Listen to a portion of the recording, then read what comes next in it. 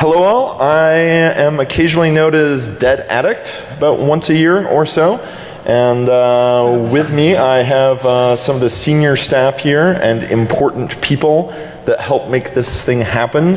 Right now I believe this year our current staff count is over 250 people. And these people work their asses off harder than anyone I've ever seen, not only at DEF CON, but put in stupid countless hours volunteer time before the conference and work 16, 18-hour days, some of them, to help make this happen. DEF CON 1 was 100 people, so our staff is 2.5 times the size of DEF CON 1. And, there was a couple of volunteers to begin with in the first year, but at this point we have a large number of teams. And organizing DEF CON organizers is the most difficult thing imaginable. I'm thrilled everyone here got grabbed and agreed to come, because about half of those that said they would are off running, putting out emergencies and making the con run right now.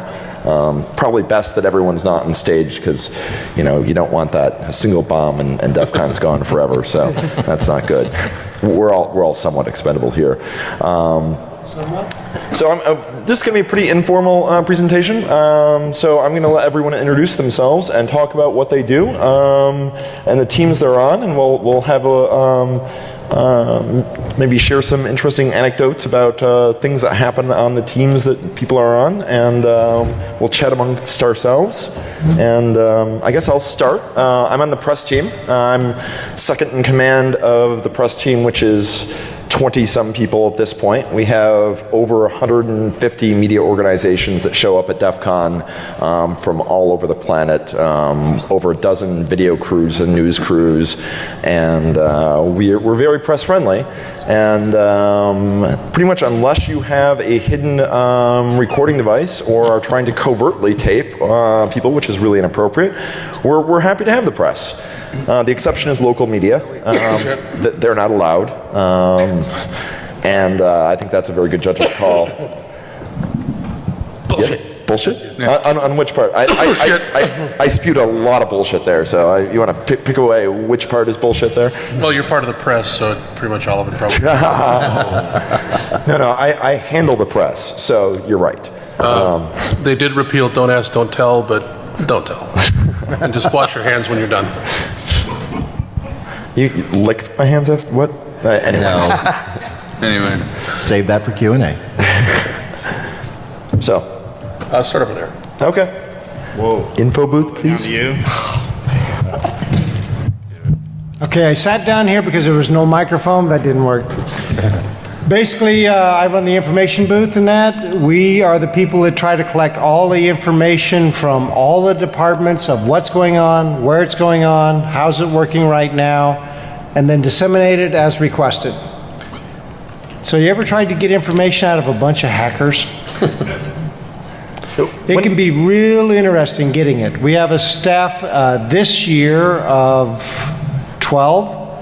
And next year will probably be at least 14. The requirements to be, if you want to be an information booth goon, is you've got to have been to the con at least 2 years, so you're not confused of what's going on and where it's going on. I still am. And we still have people that have that problem. And then you can ask us. If somebody knows you, it's even more benefit. But our job is to get the information out of where everything is. So if you're looking for the bathroom, the food, or tamper prevention contest, it doesn't matter. We probably have an answer. Our secondary function is disinformation. You come up with something stupid, we'll give you a stupid answer. When did the team start? How did it come about? What? Hold your question for 1 minute. DEF CON 8, we had the conversation. It was actually And I'll tell you where the best hookers are, sir. Romer and DA come up with the idea that we ought to have one place to quit bothering dispatch, which was the information booth.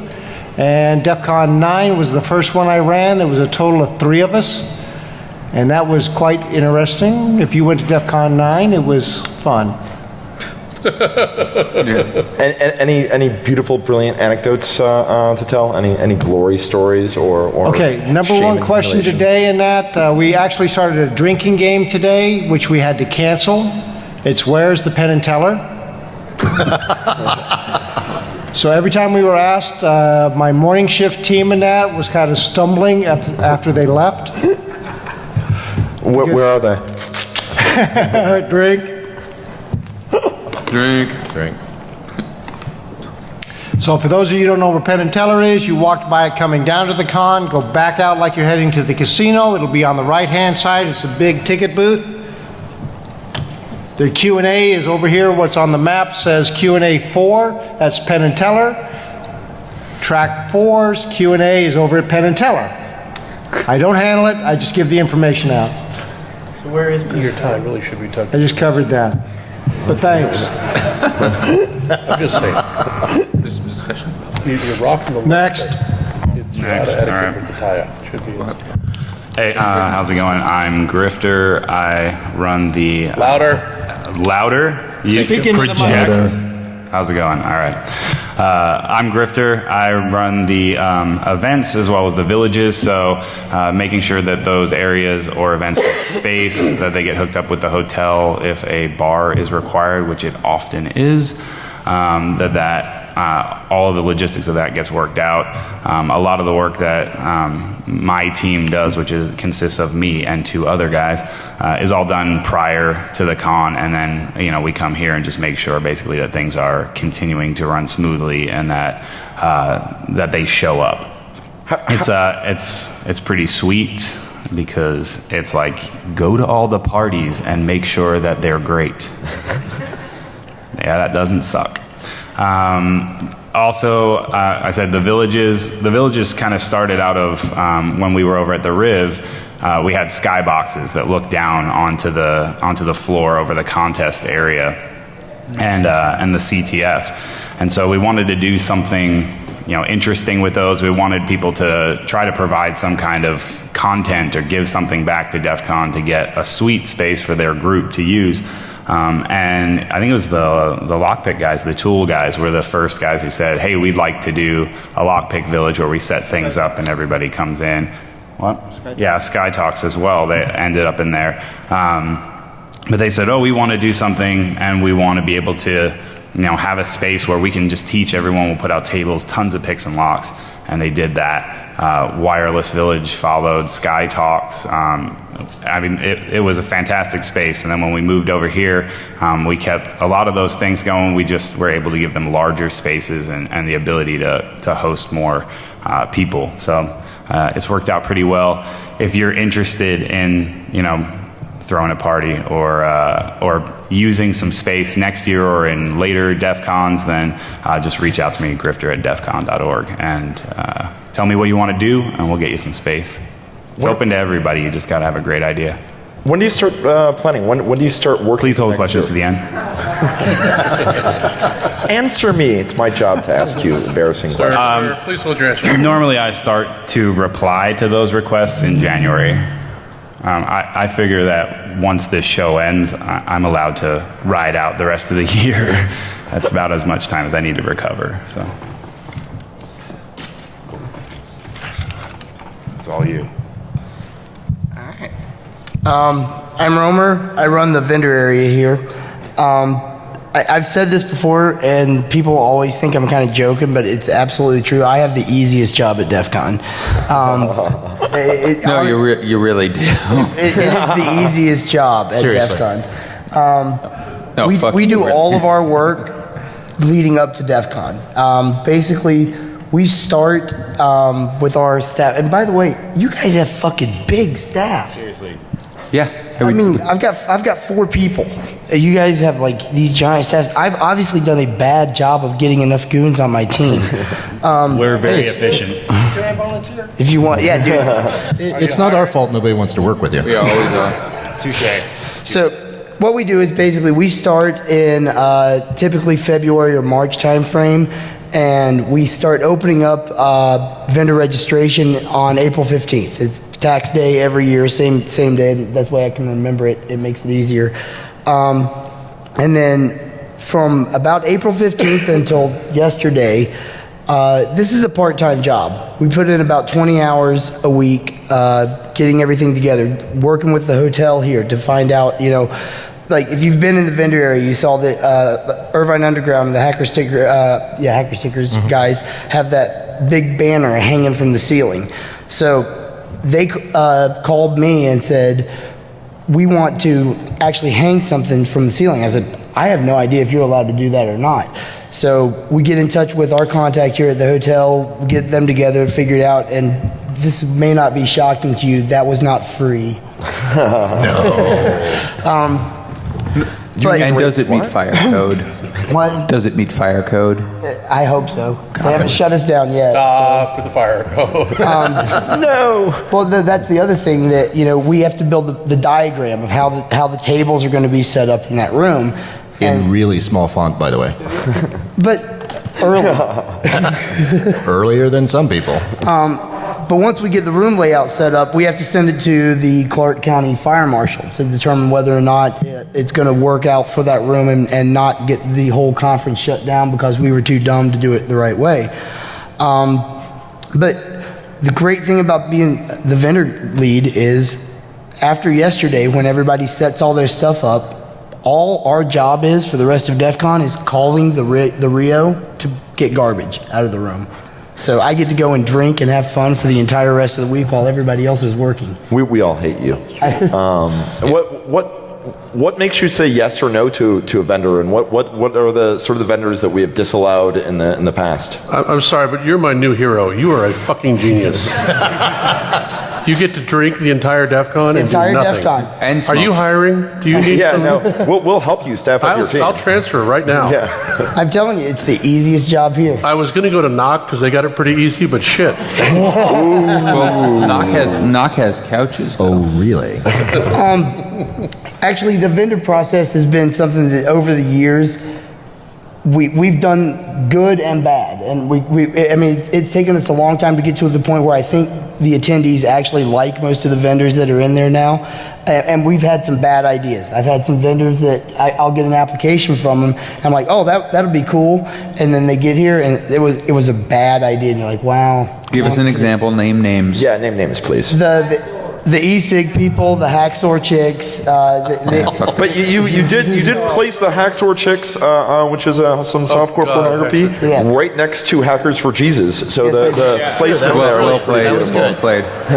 Souls were saved. Sunlight versus the cross. I had managed to forget about the Hacksaw Chicks until you brought that up. I know that now it's back. I'm going to punch you in the balls later for that. But yeah, I mean, we've certainly made mistakes. I don't know. I mean, for people that this is your first DEF CON, you really don't know this. But for folks that have been coming for years, probably 10 years ago, all that was for sale in there was T-shirts. It was 90% T-shirt vendors, and then IRA. And Ira. And IRA. So I'd like to just bring up a amusing anecdote regarding the softcore awful pornography. No, stop. Remember, no, stop. No. I will leave the room if you say this. It's fine and glorious. So someone wanted their CD signed by one of the women that was involved with this. Yes. And she punched him in the face. Because it was a blank CD that had the thing written on it. That, if your business model is selling content, you can expect to sell one. And that's exactly what happened. Somebody ripped it, put it online, and then people were bringing blank CDs up. It's DEFCON 20. I think we can actually tell a lot more. So let's be perfectly honest. Yes, let's. DEFCON Hacksaw Chick thing came out, and there was middling feelings about this. And so somebody figured out that it was possible to put it in a pay-per-view system for the entire hotel. I don't know what you're talking about. And someone else figured out how to go to room and unlock the pay-per-view system. It wasn't actually the pay-per-view system. It's fine. It's unlocked. Everyone got to see it. Point being, so here we literally have they're trying to sell this product, and we're giving it away for free because we don't approve of the product, which is actually a really interesting way to deal with your illicit issues. To be fair Just to liquidate it. to the individuals Actually, who did that. Guys, to be perfectly fair and honest, DEFCON, that was one of our mistakes. We didn't really... No one on DEFCON staff. It was one of those, wow, this looks like a really great idea to have a pornography vendor. Yeah, but it has a silver lining. Yeah. Oh, wait, what's the message we're sending here? DEFCON is not about exploitation of women. DEFCON is not about any of that stuff. And we realized very quickly that that was a really dumb idea. Yep. And Right. didn't do anything like that again. Right, but the best way to get rid of it, Like I said, Romer to was make very it- good about it. Hello. And I just want to say that, if there, it was a bad idea. It was a good idea at the time. We apologize for it. We're human, most of us. I will be honest, I do not apologize. It was a fuck up, but I'm not apologizing. It was gross. the best way to get rid of something you don't like is to make everybody not care about it anymore. Yeah. And that's what we did, and it worked, and they're gone now. Fuck them and their fucking ways. Well, here, listen. Just let me say something here. Okay, there is a silver lining to that, though, because of the acquired access to the television channels. Though We did get DCTV. we started hosting the DCTV, DEFCON movie yeah. channel But, for years following that. So But once my we point had is, access, we're not the about the hotel exploitation let of us do women. it. We're not about second-class citizens or anything like that. I just want If I can, just take By the way, I want to aside. welcome the Fed contingent who rolled in. This is totally not DEFCON related per se, but it's totally Hacksaw Chicks related. We obviously got one of the DVDs, and Mike Yeah, I know that's it. gave a new employee the Hacksaw Chicks DVD and told him it was his training DVD. That doesn't sound HR compliant from any By the way, place. the person that we're talking about is my second in command in the vendor area, Wad, and he goes home, sits down in front of his TV with his notebook to start taking notes, and it starts up, and he's like, "What the hell is this?" Okay, and you wonder why no one wants to work with you. I'd now like to talk about the people who pooped themselves at DEFCON, since we're in the whole... And we're moving along. So Locke, Moving along. Remember, info booth has got way too much info on something. they're the NSA. They're the NSA of DEFCON. The info booth. They're the NSA of DEFCON. Okay, go Locke. Go. All right, let's let Locke talk, because that's who you guys all came to hear anyway. Yeah, because he didn't give 3 talks about the network already today. No, thanks. I would like to thank you for helping arrange putting the EFF and NSA right next to each other. That was glorious and very appropriate. Did you do I that? live to serve. I hope they have long conversations together and fall in love. By the way, I put Harbor Hacking Village right next to them too, so it's like a Actually, there was a three. detonation of small explosives, some knifing of each other, and So free entertainment is what you're saying. a helicopter landed on the roof and some people disappeared. So, Wasn't that DEFCON 4? The EFF has helicopters? yes. Right, so I'm Lockheed. I run the network operations team here as well as DCTV. Yes, we're still trying to get it working, sorry. Been doing this for 17 years.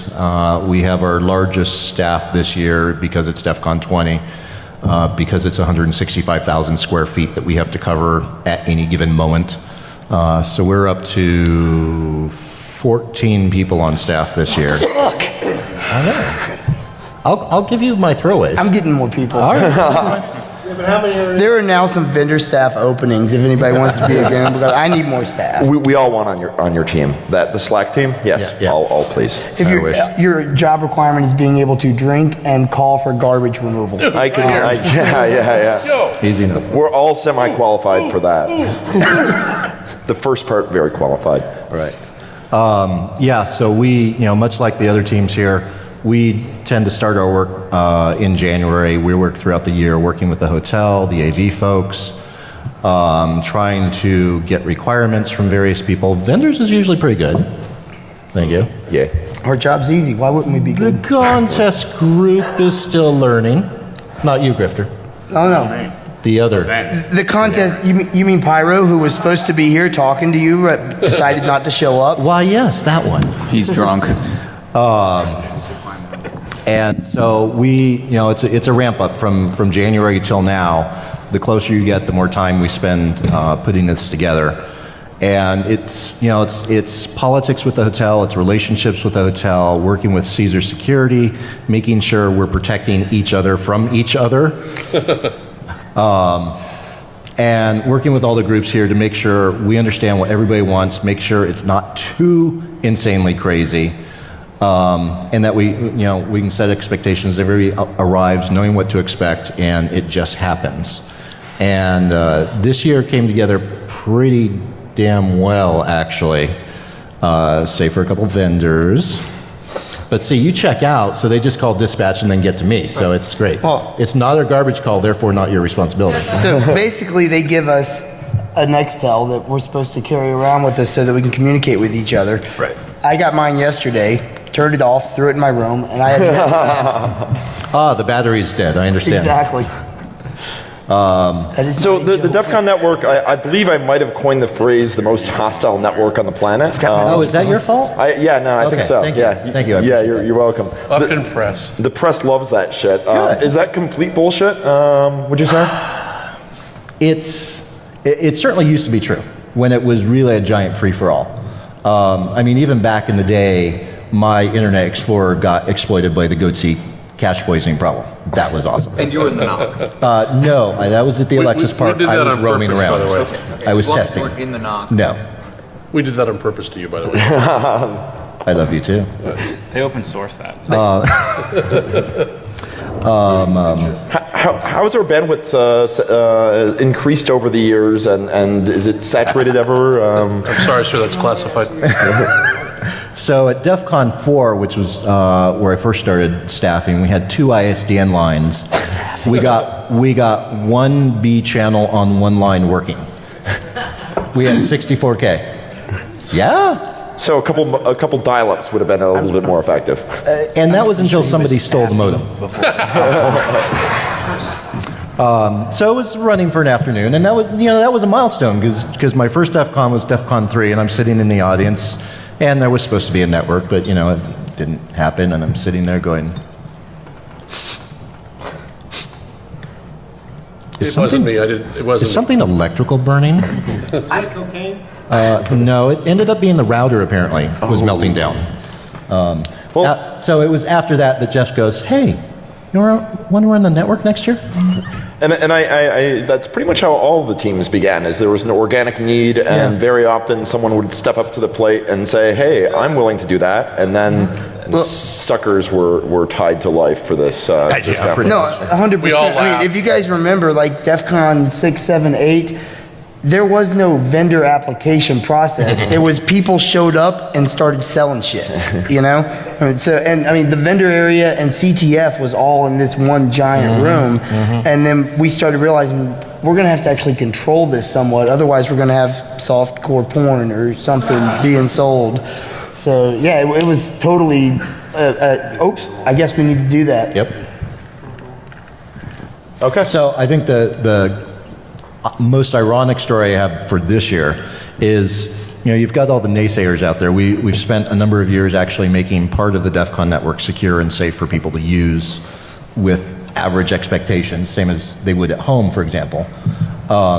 And so there's always people going, no, it's a trap. Don't use the DEF CON wireless. You'll get owned, even the secure stuff, right? It's a trap. It is, just for you. And so the funny part is, as soon as people get here, you hear people in the hallways going, "No, I'm not going to use the wireless." No. Oh, but we see this GSM network called Ninja something. Let's connect to that. Oh, yes, yeah, I remember that, yeah. Because that's secure, I'm sure. If you see an AP that says it's FBI or FU or something, probably not a good idea. Or free public Wi-Fi. Yeah. So Lockheed, what happened to the Wi-Fi puppy? The Wi-Fi puppy is not here this year. I know. Yeah, whose fault is that, Lockheed? Heather's. Oh man. She's Threw on her the right under the bus. I did, yeah. Tell them about the Wi-Fi puppy. Yeah. No, come on. No. We're good. I'll let Sunshine go on next. She's better looking than I am. Barely, but Wait. I do want to point out that we have a girl on staff. You have a girl? A On girl. staff. What girl? Girl. No. Woman. Yeah. Thank you. Sorry. A female of the Female. human variety. Now, if you had a minority and a handicapped, you'd have all the boxes Right? checked. It's token time, right? That's There we right. go. Mentally doesn't I count. Not mentally. Yeah, you So are. you need to hire me. I actually have a blue placard. I'm so injured. Go ahead. Hello, I'm Sunshine. I run the swag department. This is my 3rd year. I've been on staff for 7 years now. I started with Falker down in the info booth. And I think like most people would be surprised about, we have 20 people on staff this year. Sorry. We had 8 people on staff last year, and I don't think any of them were breathing on Sunday. So in order to tend to the lines and get people through and get their swag in time, we decided to really shore up and get a lot of hackers helping out. So I guess as far as planning, when do we start planning? I think we started planning DEFCON 21 last week, was it? Oh my. It's 20 this year. No, like last week we started thinking about different things that we could, we start really early and we go throughout the year trying to think about efficiencies we can gain, things that we can do to help get people through the line and get the product that they want. And we're a staff of volunteers, and like I said, hackers. We're not merchandise folks, but we try. We understand. You sure? Yeah, yeah. Well, we are once a year, anyways. Merch people. Yeah. So, I guess that's pretty much it for us. Awesome. Yeah. You guys, though, are way different than it used to be. I mean, Yeah. it used to be. Oh God, yeah. The selling of like shirts here was the clusterfuck like you wouldn't believe.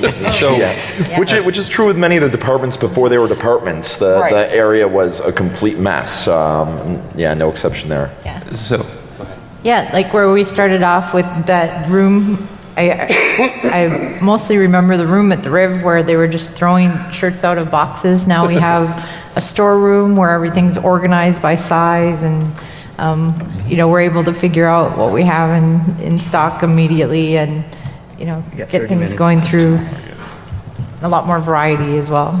Next thing you know, you could have order takers in line with iPads like an In-N-Out. Actually, have That's you guys one been too to the many. casino? By the way, anybody here from back east? Raise your hand. Have you all been to In-N-Out? Okay, there's an In-N-Out here in Vegas. It makes White Castle look like you're eating a turd. That is the biggest lie that anybody is going to say. The throwdown. Jesus Christ, White Castle rules. no, Fat Burger. I need an egg on that shit.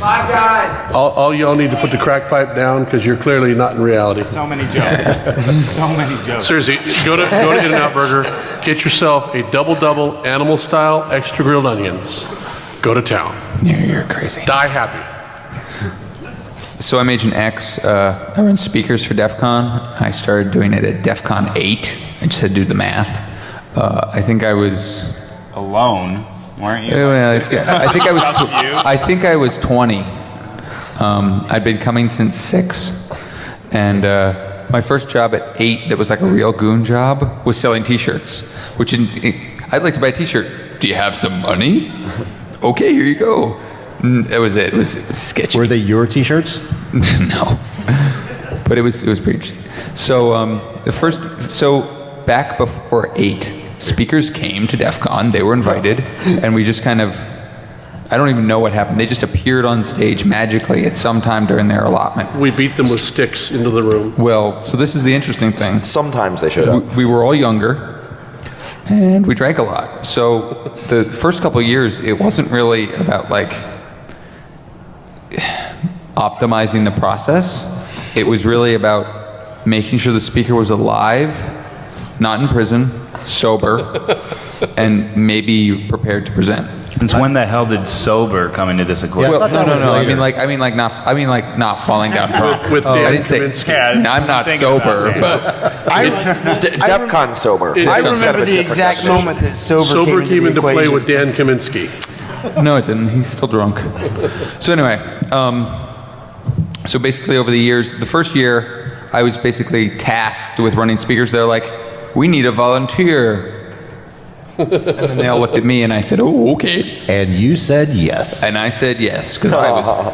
And we all laughed at you and went, he bought it. Yeah. You were there, you were there, you were there. It was a stupid move. Anyway, so I said yes. And so at the AP, I ran 3 tracks for 3 days by myself. Then I decided the next year I should invite somebody to help me. And basically I learned that I need more people every year because I can only kill so many people a year. Just give us the number. Just give us the fucking number. 25. 25. By the way, I gotta tell you, I am so glad that none of my guys are in here. Because if they found out that I could have a bigger staff and they could work less hours, they would shoot me in the head for what I do to them. By the way, and in the DEFCON 8, we found him naked in the shower with a stack of Oreo cookies rocking back and forth. Crying and eating Oreo cookies. Romer? You. After DEFCON 8, after having to run 3 tracks? No, you found me in a different state in someplace else. We have photos. So. Yes, that's fine. Anyway, so and basically now I am very lucky to have a very experienced staff of people that know how to deal with speakers and all their issues. What was that? Nothing. And you know, frankly, we took an opposite approach to how to handle speakers. All speakers are equally shit, and we don't care, and we hate you. No one is important. Yeah. No one is important, especially the speaker. My comment was directed at the speakers, by the way, not you. So, and it's great. It works really well. They basically know their place, and and they stay there, and we don't coddle them, and we don't try and do anything nice for them. And we say mean things about them. Sell that shit. Sell it. Anybody looking to speak next year? Because we're going to have some openings. So a couple years ago, this guy comes up to me. He's like, you know, I've been to a bunch of conferences. You know, I've been to TED, and I've been to fucking other conferences. I don't even know. Hope. Yeah, Hope. Hope's a good example. Anyway, he goes to a bunch of conferences. He's like, and you know, I really like the way you handle speakers. It's really honest. And I'm like, yeah. Now get on fucking stage. Then X turns around and says, are you making eye contact with me right now? Look away. Underneath the suit, he's actually wearing a leather bustier. Yeah. He's got some knee-high leather boots and a riding crop. Yeah. So this would be a good time for me to say I'd like to thank all the speakers over the years, and without them there'd be no DEFCON. I mean, DEFCON wouldn't be anything without speakers. So thank you. One thing I want to say about this, though, if you walk around and you're talking to speakers, everybody's like, Agent X is a dick. It's because of exactly what you're saying. But one of the things is they've got a rule that if you're going to be a speaker, you have to show up in the speaker ready room 40 minutes before your talk. God fucking damn it. The first time that I spoke at DEFCON, I'm on staff, and I say, I don't have to do that. He's like, yeah, you fucking have to be there 40 minutes early. Where the hell were you 40 minutes before this talk? You want to know where I was 40 minutes before this talk? I know exactly where you were. Not in the speaker ready room. That's right. I was not in the speaker ready room. Actually, this is total comeuppance on me. I was informed that I was in a talk 5 minutes before the talk, which is classic DEFCON. I went, there's no excuse. Yeah, I know. There's no excuse. We had a conference call. Yeah. Did you really? You were there. I was not on the conference call. You were absolutely on the conference call. Oh, that conference call. I was drunk on that call, dude. Oh, I said yes. Never say yes. Anyway, so yeah, I have this great staff. They do pretty much all the work, and then I fly around in a suit and go, ooh, and say stupid things. And and one of the cool things that we've been doing, and it's actually security. Well, you're representing security, but the other part that's security. We've had to handle a lot of what I call annoying high-touched speakers, and we do crowd control. We don't do crowd control, but we run speakers, and crowd control influences how many people are in a talk. You know, because this room is just packed with people right now, and and it's really awesome that we have all these separate departments who never talk to each other, and then we all get together and we just unfuck it on the fly. So this is the most important patch you need to see this year. fuck it, we'll do it live. And we do that every year, and it works just fine. And it's because we have awesome staff. Yeah. We do. People that come to DEF CON know exactly what they're getting involved in. So are you saying I need to order more of those patches? Yeah, thanks for the patch, by the way. Yeah, no problem. Yeah, so, Priest, you want to go next? Okay. Okay. And dude, this number is going to send me off the goddamn chain. Just give us the number. This is the biggest number, and I'm going to go. Yeah. That number's classified. I'm sorry you're not clear for that compartment. It's above top secret. It's TSSCI green. My name is Priest. I've been here since DEFCON 4. I go by many names. They range from asshole to very mean, ugly white guy to holy shit, here he comes. I am nominally. What's that? Oh. That's true. I was saying, how well do I know you? Red card. I can't really see you past these lights. Who's speaking? Something I should know about? That would be awesome. No, it wouldn't. You know why? I know why, but it would still be awesome. For us, not you. Yeah, for us. My wife is Chinese, and she's a nurse, which means she has access to sharp objects and knows how to use them. One of the most frightening moments. We don't? Yeah. Well, not like she does. No, fair enough. One of the most frightening moments of my life was watching her cut a cucumber with those little hatchets the Chinese, just Chinese people use. She sits there with a smile on her face and just says this. I look at her, I know exactly what you're thinking. I'll go cut the lawn. Anyway, technically my title is Minister without Portfolio. I'm the uncle in the family that no one invites to the friendly parties, but the second Billy is in jail. I'm the guy who gets called. My job is effectively the shit collector. So if you're seeing me in an official capacity, it's probably a very, very bad moment for you. And honest to God, my job is to try and help you through that moment. It's not to make that moment worse. I know it appears that I'm actually taking some type of sadistic glee. I'm really not. That's all an act. That's all an act. Yeah, it is. I actually enjoy it quite a bit. It's Pyro. Sorry. Hey, Priest. You brought me milk. Priest, do you remember DEFCON 9 and the attendee that says, "Can you really take me down in less than a minute?" Yes, Ed, I do remember that, and I also remember what I did to them. No, it's not.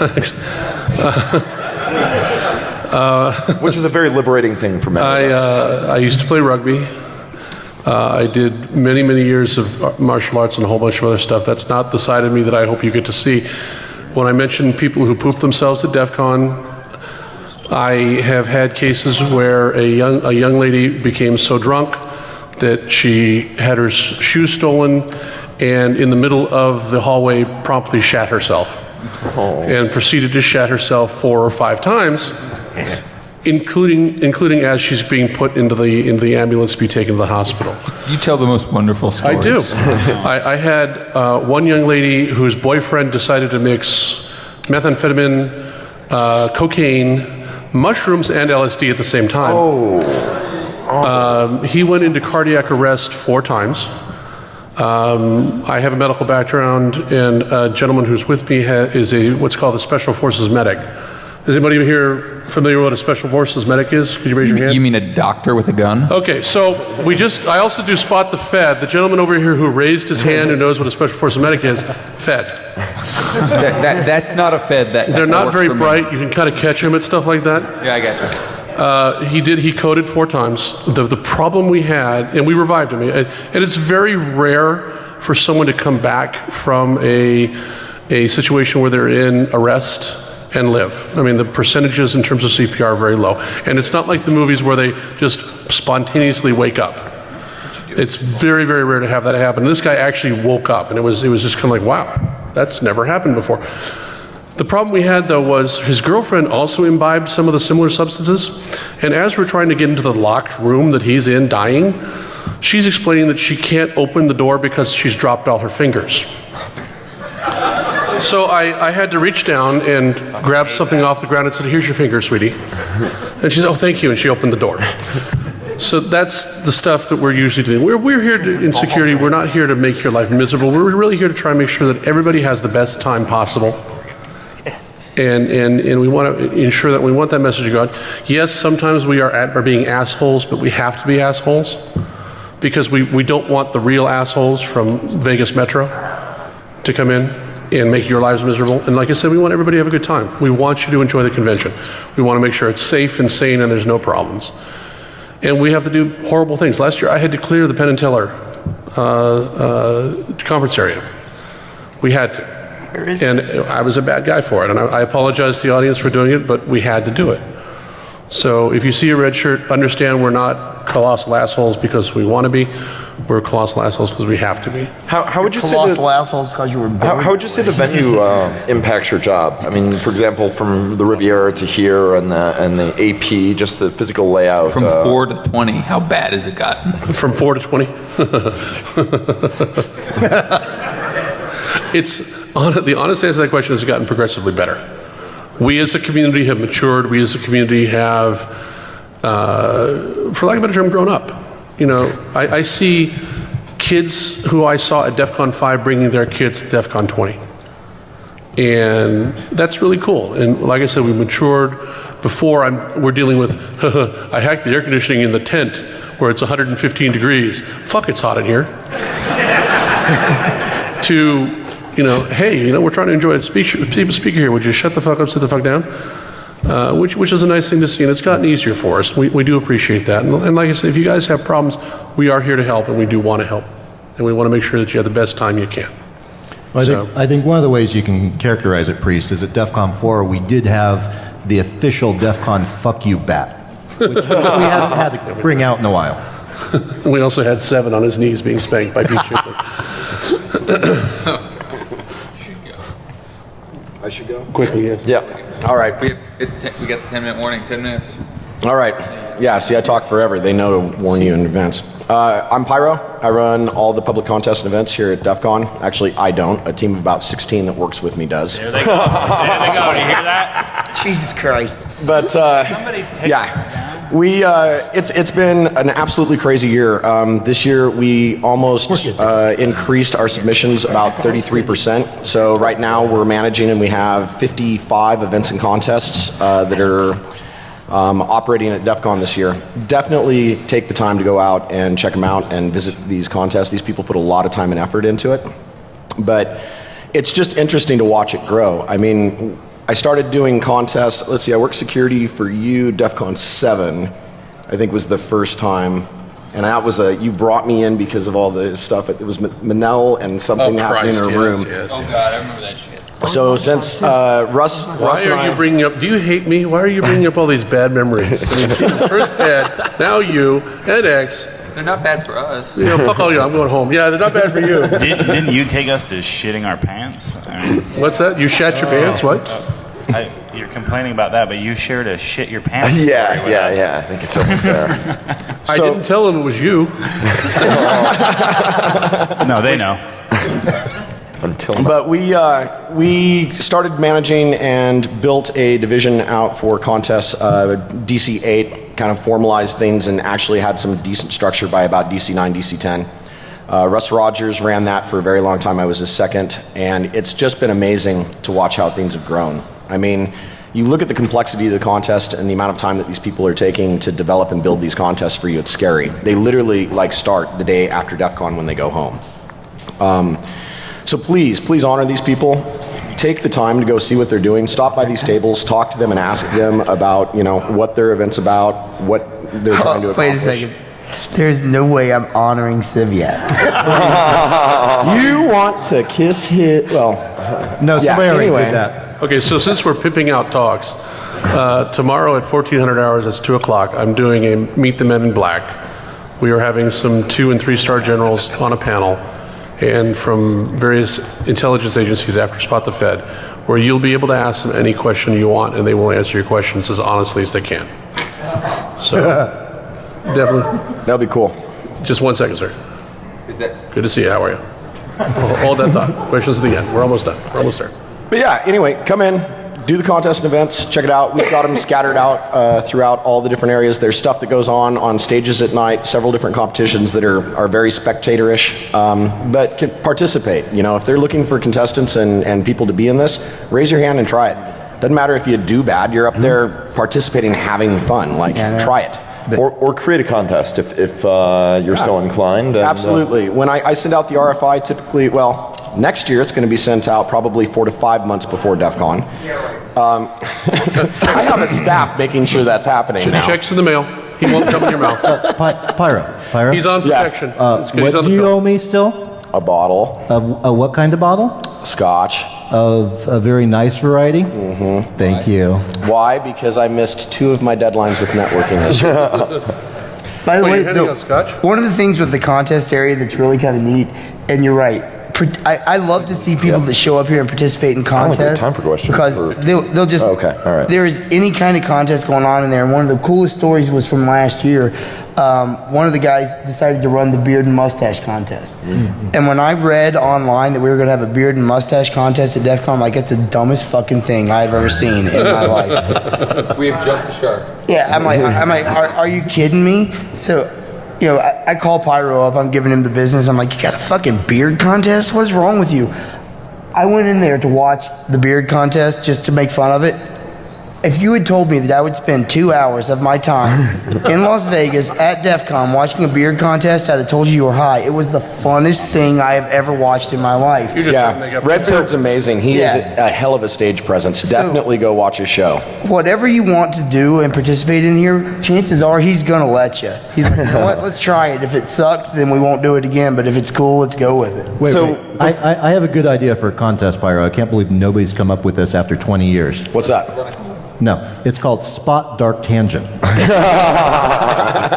That'd be harder than the Fed. We won't be giving out any shirts for that, I don't think. But before I open up the panel to questions, we just have a few minutes, and if we don't get to your questions, go into the DEFCON forums, and staff members will be happy to go in answer the that. Q&A room or grab it. Well, unfortunately, and I don't know about everyone else, I think a lot of people, myself included, are leaving our jobs that we should be at DEFCON. Yeah, some of us work for a living, speaker. To be in this panel. So garbage is empty. I would like to reiterate and mention again that our entire staff loves DEFCON so much that we give up DEFCON to help run it, and we all miss it. It's true. We joke all the time about there's talks at DEFCON. The only way this year I've been able to go see talks is to actually give them. Yeah, exactly. Same here. I haven't seen a talk since 4. And I just was saying it's been 6 since me. My first DEFCON, I saw talks, and then I started working. And I also wake up at about 8 in the morning and don't go to sleep until about 3, 4 o'clock in the morning. Yeah. This is how they take care of us, though. This year, there was, and I agree, I haven't been to a talk that I wasn't given in probably 10 years. What are you talking this about? Year, there was a talk that I wanted to see so bad. When we were looking at talks, I'm like, this talk has to be on the schedule. It gets approved. It's going on at the same fucking time as this. We planned that, by the way. Yeah, so I'm going to go buy some DVDs. So does anybody have any questions? Any questions at all? You have 2 minutes. Over here. Go ahead. Yeah. No, we have one. Stand up, sir. Yeah, he works for me. Oh, okay. He's one of my goons. Yeah. Oh, over there. Yeah.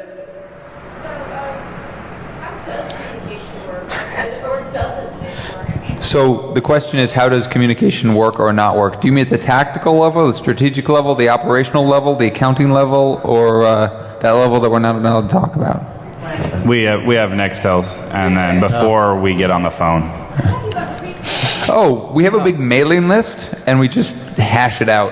We outsource to the Chinese. And we don't talk about that thing. And conference calls as well. Yeah. Right. And the other thing is that you've heard it. We've all been doing this for more than 5 years at least. So